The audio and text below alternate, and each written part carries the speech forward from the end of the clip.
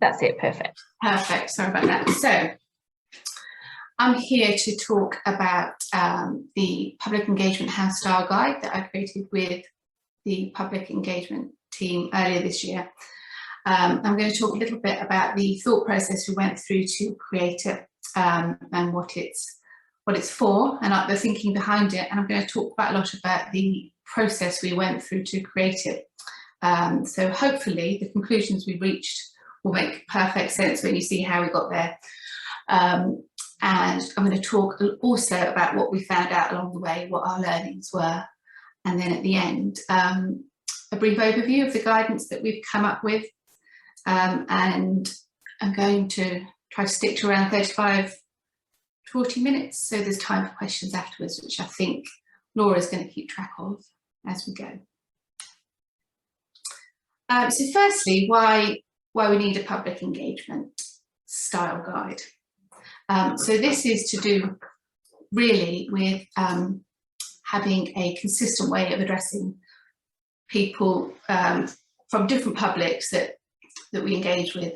So that makes sure that writing for external audiences is uniform and has an organisational tone of voice rather than everyone just writing with their own tone of voice, or maybe their department tone of voice. It's consistent across the university when dealing with public audiences. And it also is strategically aligned, so it reflects the direction of travel forwards rather than where the organisation was, say, 10 years ago. So an important part of the thinking behind this really is that the way we use language implies intentional things about our organisational character and intentions, but also unintentional things.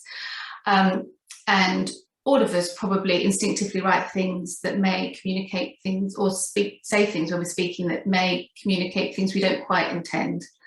So by thinking carefully about the language we use and our voice, it will help us to bridge any communication gaps between what we want to say and what we want people to understand.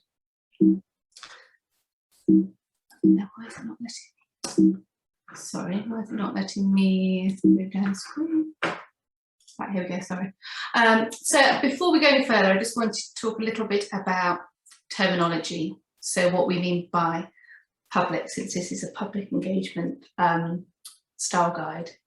So it is all the different kinds of public that all different parts of the university might engage with. So that might be the general public. There's also more specific and perhaps more expert at times types of publics like civic, business, policy. And when we're talking about the general public, we were also thinking about specific community groups that the university may already be engaging with or trying to engage with or just started on the journey of engaging with. And we were also thinking about the particular audience groups that audience development work for the exchange has considered. So public's not public, I suppose, is the point, and just thinking about how all of these might intersect. So tone of voice is the first part of our guidance is about voice, which is it's really about a written character. So it complements organisational identity and activity. It's kind of how you're coming across in terms of personality, I suppose. And as I was saying earlier, we might instinctively write as ourselves. Maybe we mimic how our department writes, or how someone we admire writes, or how our line manager writes. But the point of an organisational tone of voice is that everyone's writing to the same character. So it's communicating how we want to be seen. And it's also doing the job of reaching out from who we are to who we're talking to. So you're creating that common ground of understanding in the middle, bridging any communication gaps across all these variety of different publics and communities we've been talking about. So really what we want to think about is who are we trying to talk to, and what voice will help us to create that reach from us to them. So for instance, do we need to talk confidently, thoughtfully, boldly, warmly, in a lively way, in a friendly way? If you don't think hard about who you are and who you're trying to talk to and the impact of your words, you may not quite reach who you want to reach. You might not quite get your communication far enough. You might accidentally work with preconceptions rather than balancing them. Or even worse, it could go so much less far than you're hoping. So the work we've done is to try and help that stretch go all the way across. So in choosing that tone of voice, what will influence it? Sometimes when people think about tone of voice, they just think about who they are and what they want to say. Maybe they've done a lot of work thinking about what their brand is, what their organisational character is, what their messages are. And that is half of the work, but the other half of the work is who you're trying to talk to and what they think of you and what they actually want to hear. Without that side of the puzzle, your voice is only thinking about half of the important ingredients in communication. So who is it for? As in, who is this public engagement style guide for? So engagement with the public, even though I wrote this with the public engagement team, engagement with the public isn't just within the public engagement team. It is obviously spread around all kinds of different departments. A lot of different people will communicate in different ways with different kind of publics every day. And it's about thinking about making that as consistent as possible and as joined up as possible, just so it seems professional and considered and effective. So it's for this, the House Style Guide we've created is for anyone who writes for a public audience, and we've thought about all the different kinds of ways. And part of that is because of the intersection of different publics and communities. So we might write to someone about civic policy who might at the weekend visit the Exchange with his young family. Maybe his mother doesn't have English as a first language. Maybe she's part of one of the local communities in the past, found hard to reach. So in any day, one person can cover all different kinds of the public that we might be talking to. So we just need to make sure they're getting a consistent and considered message about who the University of Birmingham is as an organisation, but also how we value them. So most of the this afternoon, well, not all of the afternoon, my hour, I'm going to talk about the process we went through, because I think then the few slides about our conclusions will hopefully make a lot of sense if you come on the journey with us of how we got there. So this was our process basically. It was evidence driven. We thought about the evidence of who within these different publics we're communicating with and what we're saying, but also about how we're being perceived, so that we can see what any communication gaps might be between what we think we're saying and how that's actually coming across. So the tone of voice we planned, as I showed in that diagram a few slides ago, is to bridge that gap and do something to balance preconceptions or adjust preconceptions or amplify them, perhaps. So we also consulted a lot as part of this process, and I did some of this with Laura and Genevieve and Poppy, and they did some of it separately as well, going around talking to people about how they talk to publics, how they use language, how they think about writing to different parts of the publics. We looked at previous usage guides, we looked at other organisations that are comparable, or organisations that, for instance, the Exchange might want to have a similar voice to. We took all of that evidence in and thought about it quite hard, and from that evidence-based approach we developed really detailed guidance about voice, so sort of character, and the nitty-gritty of language, commas and dashes and things like that might seem unimportant but do have an impact on how you're coming across. So our thinking was that the more broadly we consulted within the university, the more useful this will be. The intention was never that it was a guide for the public engagement team, but it was for the process of public engagement across the university. So we wanted to pool knowledge and insights, so it could be as audience aware and sensitive as possible and as useful as possible. We wanted to create a guide that was really well thumbed and used and added to in the future and changed in the future. So what we thought about was who the university is and what character the organisational voice should have. Voice, I sort of describe it as being a bit like music. If you play the same song in a different way, so if you play it with a jazz band version of something versus orchestra versus pop band versus a child playing on a recorder, it's the same tune but has a completely different character. That's what written voice is really. So who are we writing to and what do they bring to the communication? We were thinking about where the common language was, so where will be easily understood and where there may be less reduced common language. So we need to translate and use very simple, straightforward, plain language and syntax to get past the fact that there isn't that easy understanding. And we thought in that nitty-gritty of language a little bit about where correct uses of language might give the wrong impression. It might make us come across too formal or not inclusive. Things that are correct in some circumstances aren't necessarily right in others. So as I alluded to, this is a living document. How Style Guide is never finished really, because it's just a snapshot in time of where the organisation is right now, where the audiences are right now, and where insight about audiences is right now. So your understanding of who you're talking to changes, who you actually are talking to changes, and how they behave changes. So it's a living document really. And if you pick it up, you'll see that there is an email in there, email address in there for people to share insights or how they use language so that it continues to be useful into the future. That's the intention, that as we know more about particular audiences and how that's working, then we can update it. Maybe the glossary will take account of a particular audience and how they need to be spoken to, and it can just grow and grow and change and adapt. So we applied that evidence-based thinking, and I'm going to talk now about what we found out along the way through doing this.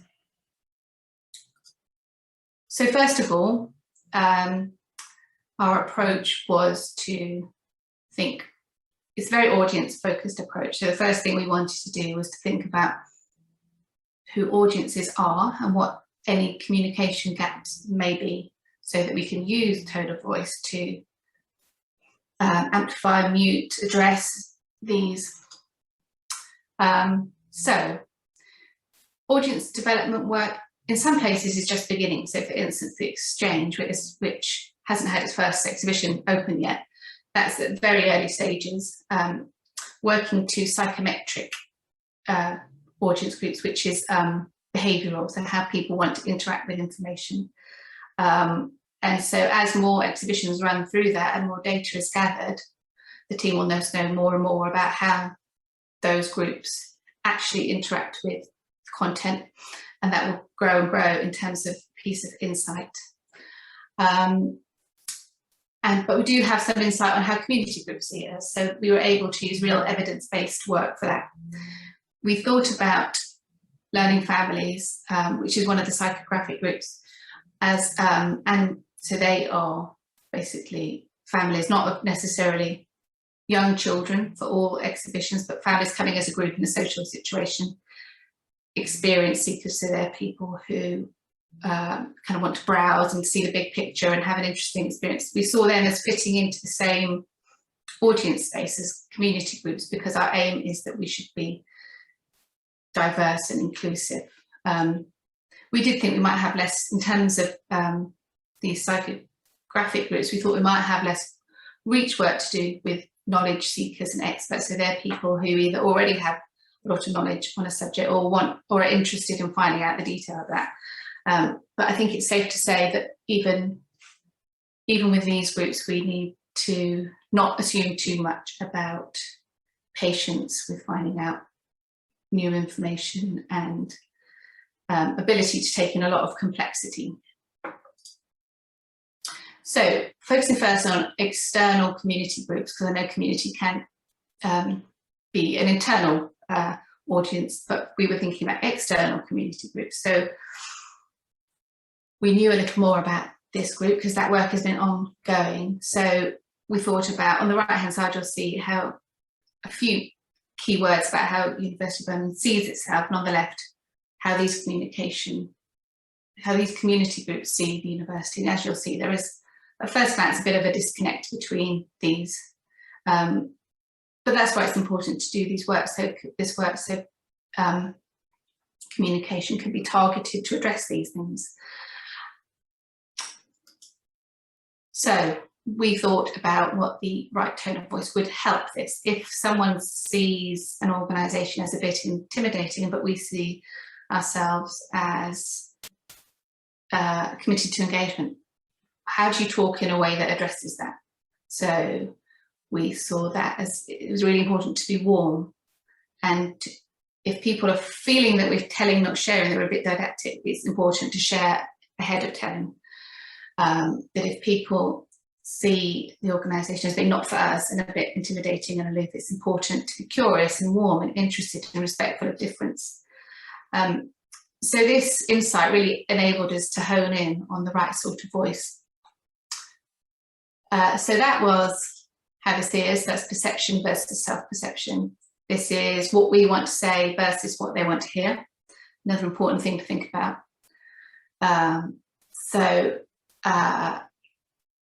Again, a slight disconnect, you might say. So they want a bit less certainty and authority, but they want a hopeful message and they want friendship, not a teacher.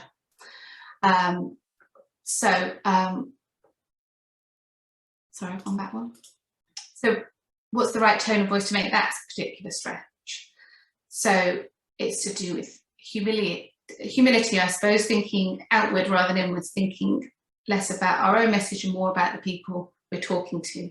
And just an awareness of the realities of everyday life for people and the community and their place in the city being just as important as our message. So all of this informed the voice that we came up with. So then we moved on to psychographic audience groups for the exchange. Now for this, as I was saying before, we don't have all the information yet because you get this through a process of evaluating and gathering audience insight as exhibitions move through a venue. So we don't have that yet. We just have the other half of the information. But we do still feel that the words that we've come up with for community voice still work, because it's all about creating a voice that's inclusive and embraces diversity and is warm and interested. And we felt we couldn't think of any audience groups who are from our psychographic groups who wouldn't want that and welcome that. So that was perception versus self-perception for the psychographic. So on to what we want to say versus what they want to hear. So there has been some audience development work done on this. So we had some data here, not as much as we'll have in a few years. So again, we looked at where there were gaps to bridge and how the voice could help that. And so we felt the right tone of voice to make this stretch between wanting to say that we want people to get involved, that it's a place of celebration and community, and that we're a Russell Group university. The stretch from that to people wanting non-specialist explanations, person focus, real life relevance. We thought that the key to this was a real life focus. So real life scenarios and outcome, real people, optimistic but realistic, and the kind of vibe of a friendly, plain speaking guide to complex ideas. So someone helping you understand things, guiding you through them.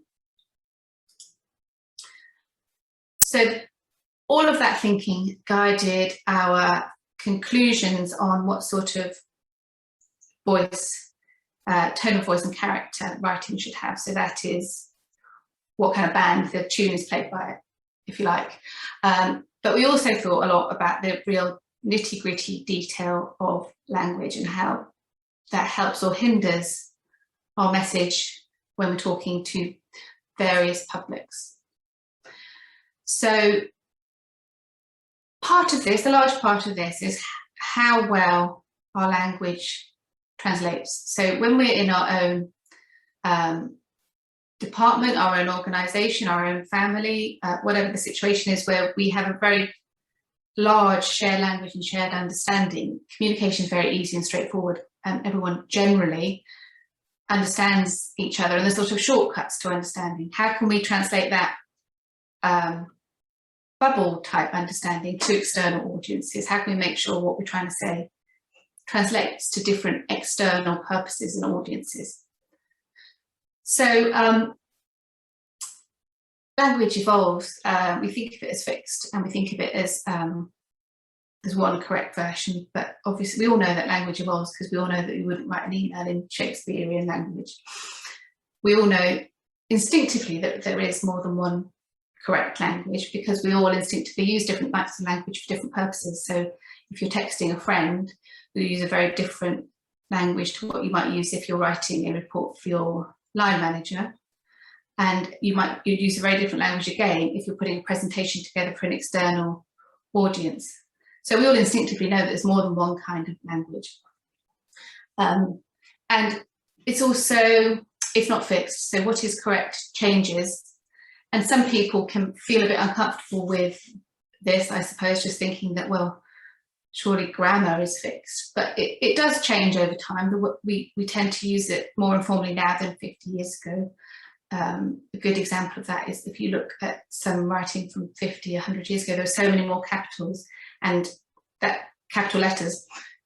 Generally, language is deformalizing, so we have to be aware of language as something that is in flux, because society changes and language is just a communication tool. So language changes. So a big part of this is what I referred to earlier, translation issues, basically. Our language that we use for people who understand what we're talking about completely, what elements of this we might need to translate for other people to understand them properly. So for instance, if you're communicating really expert scientific content, how much of this can you share as it is, and how much will you have to find a way to translate so people understand it better, whether that is writing very plainly or whether it is using metaphors or comparisons to help people understand something that they won't be able to understand academically. And another aspect of all this detailed thinking we did about language is that different languages, different types of communication might work and be absolutely right for some more formal situations, but in less formal situations don't seem right, feel stilted or elitist or closed. So what's absolutely right in a very academic setting may not be right in an exhibition setting, for instance. So correct is very much context dependent. And that's when you can start communicating unintended things. So you might not mean to, but you might be saying you're not welcome, you're not included. That's how people might read things that you don't actually mean at all. So this is just an example of how technically correct can feel exclusive if you're not in on the understanding. So this is from a temporary exhibition at the V&A, and there may be some people here who this makes perfect sense to, but other people might just find it a bit silly or pretentious or confusing, and it just shows how technically correct can feel wrong in some situations. I'm not saying the V&A didn't know exactly who they were writing for, but in other situations it might just not work. Now the opposite of this, in a way, the opposite of very technical writing is very simple writing. And quite often if I'm coaching or training people, we talk about writing simply, and that when people have a high level of education or expertise in their own subject or job, they can worry that writing simply means dumbing down. But actually, poetry often expresses really complex and multi-layered ideas with very few ideas and not necessarily, very few words and not necessarily long or complicated words. So actually condensing complex ideas to a simplest form is an art form. and the act of doing it can clarify your thinking, because in a long and complicated sentence with lots of long words, you can kind of hide that your thinking isn't as clear as it could be, but if you go through the exercise of condensing it and simplifying it, there's nothing to hide behind. Your thinking has to be really spot on. Plain language also comes across as confident. So it's not necessarily childish writing, although people can worry that. So here is an example. So this is a Philip Larkin poem, which scores easy to read on readability tests, which is significantly probably lower reading age than a lot of exhibition texts, for example, because the words are short and the sentences are short and they're all simple, but what it expresses is obviously much more complex than that, and can be read on a number of levels, like any good poetry. So when we talk about simplifying, we're not talking about dumbing down, we're talking about elegance and conciseness.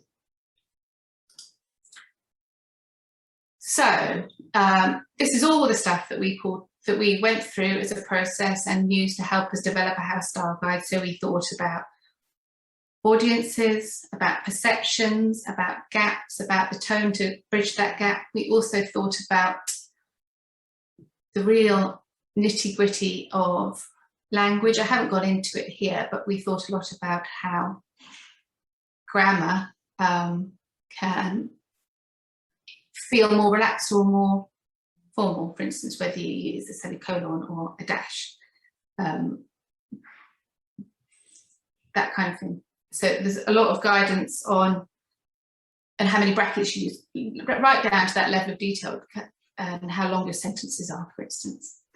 So our hope and intention was that this is a really easy to use toolkit with straightforward tools that will help you construct friendly and clear and easy to read text. And we're hoping it's useful. That's the intention, that it should be well thumbed, and also just help you to think a little bit about how you use language when you engage with public audiences, and have that step back and that self-awareness that enables you to construct things more deliberately, more intentionally.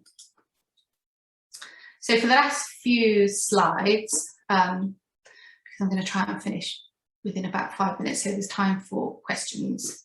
The last few slides are about this guidance that we've put together, and I've also got on my screen, and I can share if that's useful, the actual tone of voice guidelines we put together. So the contents are, and it's probably obvious from having listened to me talk for the last 35 minutes, is that first the starting point is the audiences. So that is why we've chosen this tone of voice. That's why every decision has been made about language, down to full stops and commas and semicolons.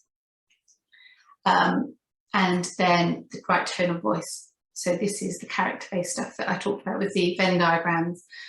But we also include a lot of detailed guidance about actually putting this into practice, how to write in this writing style. So we're hoping it would, if you use this, it will hold your hand through the process rather than just asking you to write to a certain character and then stopping, because it's not always easy to write in character, not as yourself.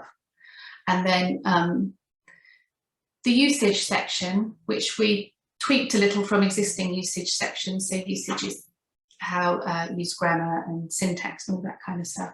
We just deformalized it a little because we wanted that the usage right down to the detail of language usage to reflect the audience thinking that we've done. So this is the bare bones of our thinking and our conclusions after all this work and discussion and evidence analysis, is that we need to bridge the gap. Our tone of voice needs to bridge the gap between self-perception and how we might sometimes be seen, because all public engagement writing will be, well, not each individual piece, but as a whole, it will be aimed at diverse community groups. And for any writing that's aimed at diverse community groups, we need to bridge that gap. And for all of the exchange audiences, but particularly for learning families and experience seekers, Though, as I said before, we don't want to leave the people who may have some level of expert knowledge or be seeking it behind. So our main conclusion, really, which you may have gathered from earlier slides, is that we need to focus on being warm, really, being welcoming, being interested in people, interested in different viewpoints, and plain speaking. We started to think about when you're getting into character as this organisation voice, who you're kind of pretending to be, and we were talking about how sometimes actors are really good writers, say for novels, because they can get into character. And so we were thinking about imagining being a certain person when we're writing, so you can kind of get into character a bit. Some people can just slip into character when they're writing. Other people it's a little harder for. So, and actually, as well as that, we've shown in a more methodical way, if you can't just get into character and become someone else when you're writing, how you actually do it by tweaking this bit of language and that bit of grammar. So that's the personality: warm, welcoming, curious, interested in different viewpoints and plain speaking, kind of like most perfectly polite and warm person at a dinner party, for instance, just someone who makes everyone feel at ease and makes everyone feel like they're interested in them. So regulating the desire to celebrate our own achievements, so which isn't to downplay the importance of organisational achievements, but more to get a focus outwards, not inwards. So it's about being that perfect host, thinking about other people first and making sure people feel comfortable and not talking about yourself too much. But we also thought that we needed to be able to flex this, because this is all very well for these diverse community groups we're talking about, and perhaps learning families and experience seekers. But our own thinking and our consultation made it clear that there were times when we need to flex this a little and maybe sound a bit more confident, sometimes maybe sound a bit more authoritative for some of those more specialist publics we were talking about earlier, like business or policy. That there needs to be the ability to take a central, warm and friendly and plain speaking tone of voice and just amplify certain qualities or mute other ones so it's appropriate. So expert content seekers, expert audiences, more business audiences. So our language, the important thing is not to exclude people and not to leave areas of misunderstanding, to include everyone and be sensitive, aware and polite, looking outwards to the people we want to talk to. And clear language, so I suppose plain English guidelines, if you ever use those, so that they're clear and easy to read, but also on top of that, a level of expressiveness. So it's not plain writing, but it's clear and easy to read. But there are moments when you can be a bit more expressive with it. So a bit of use of slightly more imaginative language or sensory language where that's appropriate. So we're aiming at simple and elegant rather than simplistic, and we're aiming at plain speaking, not plain, if that makes sense. So we chose so what we've created is a flex tone of voice, as I say. So some aspects are fixed across all public communication, and others can and probably would be amplified or muted for different purposes. So my last two slides summarise that. So here it is. So on the left-hand side of the screen, you should see the consistent part. And we've divided this into tone and content. So some of it's about the language you choose and the tone of voice, the character. But some of it's also about the content you select. So selecting content that is about real people and real life, and talking in a way that's clear and plain English, respectful of difference, and interested. I think interested is one of the most important points. Optimistic without being ungrounded in reality, and that sharing, not telling points. So putting an arm around people as a friend rather than talking to people as a teacher. Empowering with knowledge and inspiring maybe, and getting those light bulb moments. So that's the consistent part. And the flex part, which may certain circumstances you may want to be a bit more authoritative and confident. And so in the guidance, we've shown how you might want to how you can just amplify those a little bit. And we've kind of really detailed guidance in how to do that with language. And in terms of selecting content, I suppose this is when you allow yourself to select a little bit more of the expert content, and maybe you translate a little less depending on what you know about what your audience already understands. And so, yes, so this flexed bit may be for expert content seekers or expert publics. But what we're expecting is that as this is used more and more, people will find different parts of it that they might want to amplify a bit or mute a bit for their own purposes, and it becomes well, consistent, flexible enough to be used in lots of different ways. So I hope that gives a good overview of the process we went through, and why we went through it, and how we arrived at the tone of voice that we have arrived at. So thank you very much, Kate. if anyone has any questions, I'd be very happy to. There are